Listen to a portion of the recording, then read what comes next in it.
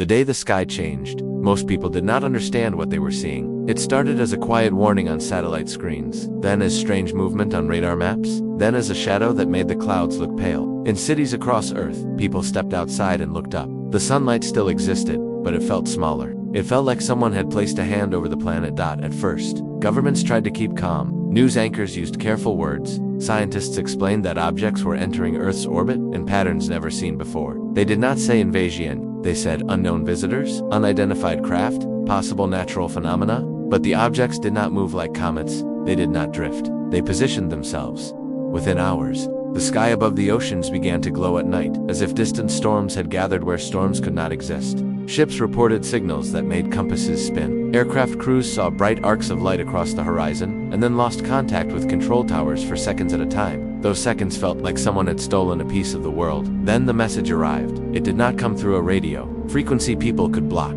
It did not come through satellites that could be turned off. It arrived in every system at once: phones, televisions, billboards, laptops, air traffic displays, even old battery radios. The message was not in English, Mandarin, Arabic, or any language spoken on Earth. It was patterns first, sound, and shapes, and then it shifted into something every human brain could understand, as if the words were placed directly into thought.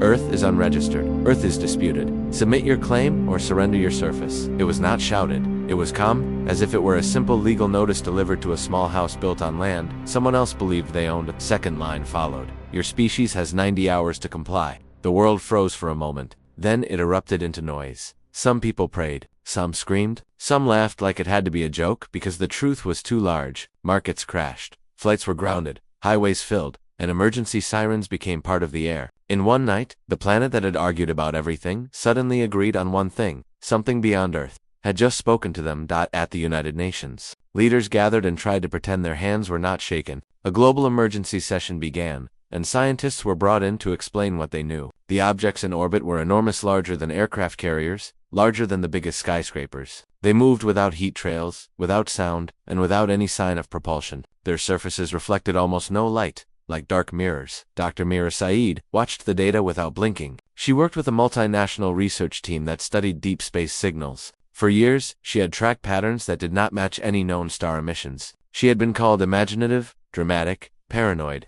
That night, those words disappeared. Her earlier warnings were now printed on reports being read by generals. There are more ships arriving, she said. They are not just watching. They are mapping. They are scanning everything. General Adrian Kane stood nearby, shoulders hard as stone. He had fought wars on Earth. He knew fear, but he also knew the value of time. 90 hours, he repeated. They gave us a deadline like we're a company late on rent. Mira looked at him, because to them, we might be. All the leaders argued about what to say back. Something else happened, something that made it impossible to pretend this was only a negotiation. A single craft separated from the group above the Atlantic. It descended slowly, not toward a capital city, not toward a military base, but toward an empty region in the ocean, far from any land. Naval forces rushed there, keeping distance. Satellites zoomed in. The craft hovered above the water, silent and perfect. Then a beam of pale light touched the sea. There was no explosion, no fireball, no sound. The water simply changed. It began to rise in a smooth column, as if gravity had been rewritten. 1,000 tons of ocean lifted into the air, held like a sculpture.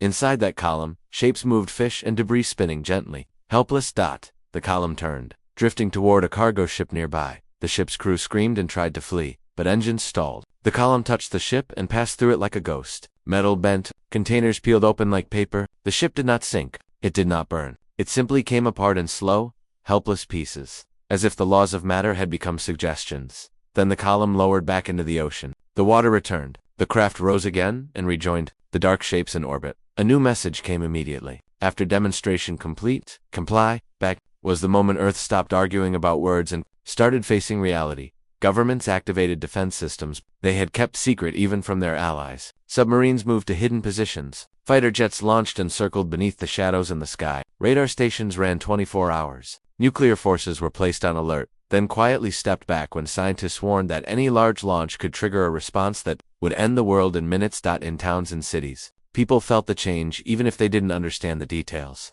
They could sense the tension in the way parents held children. They could see it in soldiers' eyes at checkpoints. They could hear it in the sudden silence after a sentence like, "What if they're stronger than us?" But fear did not spread alone. Anger spread with it.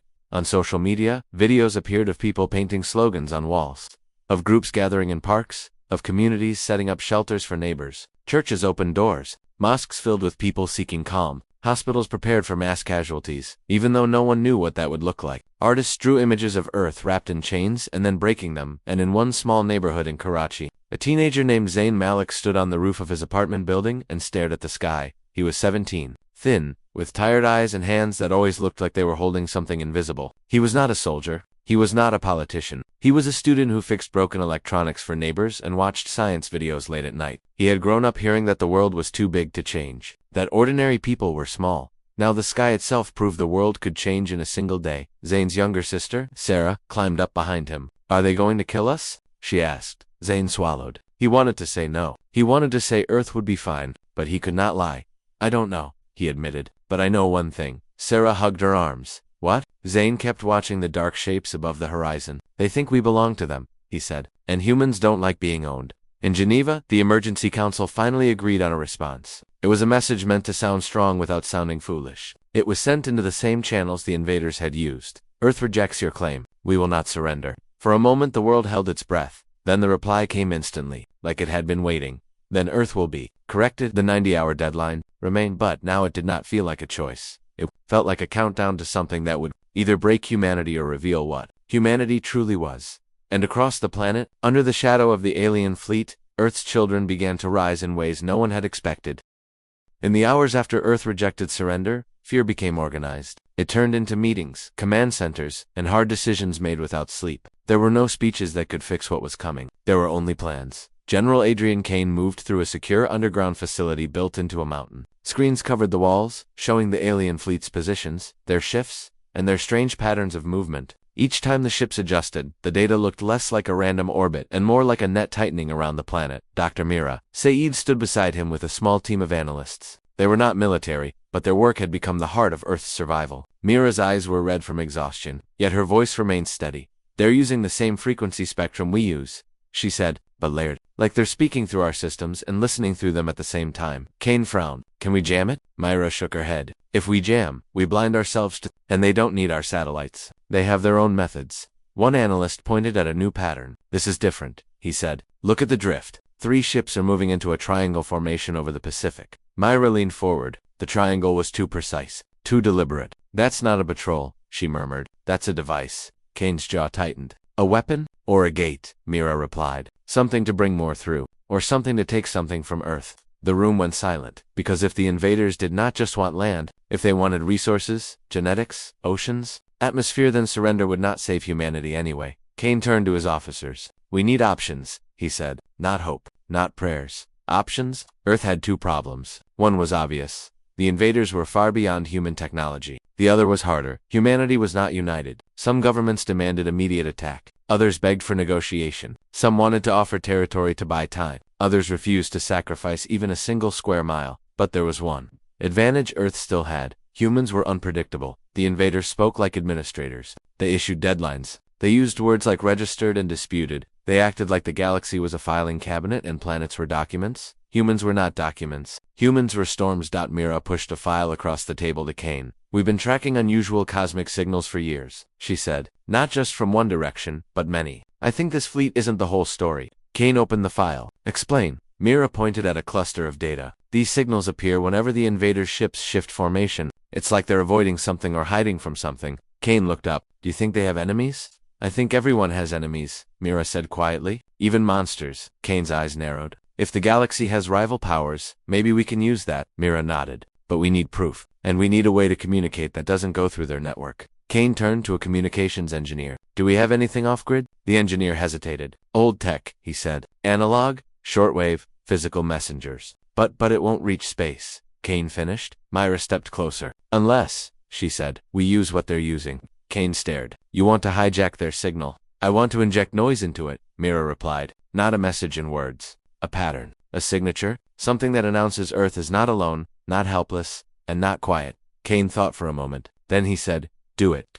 In another part of the world, far from command centers, the war arrived differently. In homes and streets, people reacted to the deadline in their own ways. Some packed bags and ran toward the countryside. Some stocked food. Some argued online about what the government should do. But others did something stranger and more powerful. They began building in garages. Engineers printed drone parts. In basements, radio enthusiasts built towers and amplified signals. In universities, students created networks that could survive blackouts. In villages, neighbors organized patrols and aid groups. Without being told, humanity began to behave like a species under attack, one that had survived many dangers long before it ever built skyscrapers. In Karachi, Zayn Malik joined a group that called themselves the Ground Net. They were teenagers and young adults who understood electronics better than most officials. They built portable transmitters, battery-powered repeaters, and small devices that could listen to frequencies normal phones could not. Zayn worked all night with a soldering iron, his fingers steady even when the world felt unstable. He was not thinking about glory. He was thinking about Sarah, about his mother, about the people who would not survive if everything collapsed. Sarah watched him from the doorway. "Why are you doing this?" she asked. Zayn didn't look up. "Because nobody is coming to save us," he said. "So we learn to save ourselves." On the third day, the invaders made another demonstration. This time, it was over land. A craft ascended above a desert region where no civilians lived. Military satellites watched closely. Jets circled at a distance. The craft hovered, and a thin beam of light touched the ground. The sand turned to glass, not in a small patch, but in a perfect circle miles wide. The desert became a mirror, smooth as a lake. Then symbols appeared on it, burned into the glass as if carved by invisible hands. A new message came. Final warning. Your atmosphere and oceans are assets. Your species is a variable. Comply. The phrase assets made people sick. It meant Earth was not being invaded like a battlefield. It was being claimed like property. That night, Mira's team finally achieved a small breakthrough. They found a repeat pattern in the invader's signal, teeny pulses hidden beneath the main message stream. It looked like a lock, a handshake, a form of identification. Mira stared at it for hours and then whispered, "If we can imitate this, we can open a channel." Kane leaned in. "Can we?" Mira hesitated. "Not safely," she said. "If we try and fail, they'll know we're interfering." Kane's voice turned cold. "They already know we're resisting. We don't need safe, we need effective." Mira swallowed and nodded. "Then we need a transmitter powerful enough to reach their network without being traced." Kane looked around the room. "Where do we find that?" An officer spoke quietly. "There's an old deep space array," he said, "built for listening to distant stars. It can transmit to, if we push it beyond its limits." Myra's eyes widened. "If we overload it, it could burn out." Kane replied, "Then we burn it out. We won't need it if we're dead." As the 90-hour deadline approached its final day, Earth's leaders prepared for the worst. Missiles were loaded but held. Fighter squadrons waited. Underground shelters filled. Hospitals braced. But something else moved beneath the fear. A quiet plan. A plan not built on matching the invaders' power, but on breaking their certainty, on hijacking their control, on making the galaxy notice that Earth was not a silent planet waiting to be corrected. And somewhere in the dark sky above, the alien fleet continued, tightening its grip, unaware that Earth's children were not just panicking, they were learning, they were adapting, they were rising. When the final day of the deadline arrived, the sky looked the same, but the world felt different. Streets were quieter in some places, frantic in others. Schools were closed. Airports were silent. People spoke in low voices, as if loud sound might attract the attention of the ships above.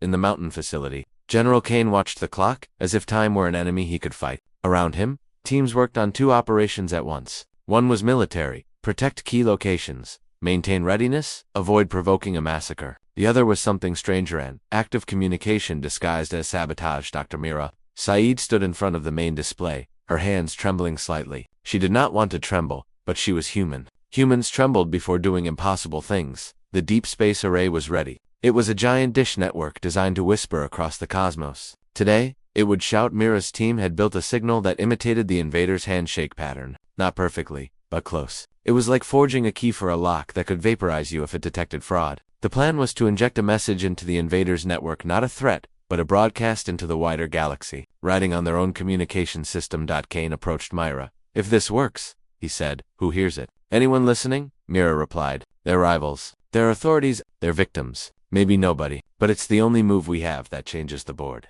Kane nodded. "Do it." A technician counted down. 3, 2, 1. The array fired. For a heartbeat, nothing happened. Then every screen in the room flickered. Static crawled across the displays like insects. The air felt heavy, as if pressure had shifted. Mira's breath caught. "They're reacting," she whispered. Above Earth, the alien fleet moved for the first time in a way humans could feel. The ships adjusted in sharp, synchronized motions. Satellites reported bursts of energy, short pulses, quick as blinking. On Earth, people saw the shadows in the sky shift. Some screamed, some fell to their knees, some pointed upward, shouting words they didn't understand. Then the invader's message returned. Colder than before, interference detected. Non-compliance confirmed. Myra's stomach dropped. "They know." Kane didn't flinch. "Keep transmitting." The array pushed harder. The signal intensified. The forged handshake pattern repeated again and again, forcing itself into the invaders' network like a wedge. Mira spoke softly, almost like prayer. Go out, she whispered to the universe. Go out and be heard. In Karachi, Zayn Malik felt it before he understood it. His portable receiver, built from scavenged parts, suddenly screamed with sound. The device's little screen filled with symbols. Zayn stared, stunned. Sarah rushed in. What is it? Zayn's voice shook. It's them, he said. But there's something else in it, like someone is shouting through their channel. Sarah's eyes widened. Is it us? Zayn nodded slowly. Yeah, he said. It's us. All across Earth, radio enthusiasts, hackers, and independent networks picked up the disturbance. People who had built secret antennas in barns and rooftops heard the same thing. An unnatural signal carrying a strange new pattern. They couldn't decode it, but they recognized the meaning. Humanity was speaking into the dark. The invaders responded with action. A craft descended over the deep space. A ray facility. Kane's officers shouted warnings. Defense batteries locked on. Fighter jets scrambled. But before any missile could launch, the craft released a wide field of pale light. Everything electronic in 100 mile radius died instantly. Screens went black. Radios went silent. Vehicles stalled. Even emergency generators failed. As if the field had drained the very concept of electricity from the air, the deep space array went dark. Mira gasped. They killed it. Kane stared at the dead screens, then looked at Mira. Did we get the message out? Mira closed her eyes and listened to her own heartbeat. I don't know, she admitted, but we forced them to react fast. That means we touched something important. Outside, panic surged again. The blackout spread fear across communities. People realized the invaders could shut down the modern world with a single pulse. It wasn't just power they had, it was control over the systems humans depended on. But humanity did not collapse. Something unexpected happened in the darkness. The world remembered older ways. In cities, people lit candles and gathered together. In rural areas, farmers used manual tools. In hospitals, staff switched to hand pumps and emergency procedures. Communities formed lines, shared food, and protected each other. And those like Zayn, those who built off-grid, became suddenly valuable. Zayn's group,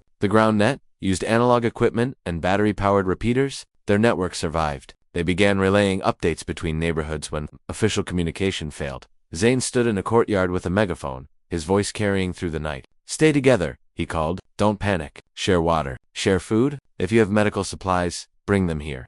Sarah watched him, surprised. You're acting like a leader, she whispered. Zayn swallowed. I'm acting like someone who doesn't want us to die, he replied. Hours after the blackout, the invaders delivered their final message. Deadline reached. Correction begins. The sky above the Pacific opened with light. A triangle formation of ships ignited, and the air itself seemed to bend. Satellites detected a wave-building and atmospheric disruption that could tear apart weather systems, boil oceans, and shatter ecosystems. It wasn't a bomb. It was a rewrite of Earth. Mira's hands shook harder now. They're not invading city by city, she said. They're changing the planet's environment. They're correcting us out of existence. Kane's face turned grim. Then this is extinction. Myra stared at the data and felt cold clarity. Unless, she said slowly, someone stops them. Kane laughed once, without joy. And who stops them? Us. Mira looked up at the sky cameras showing the triangle. Not us alone, she said. We needed the galaxy to hear us.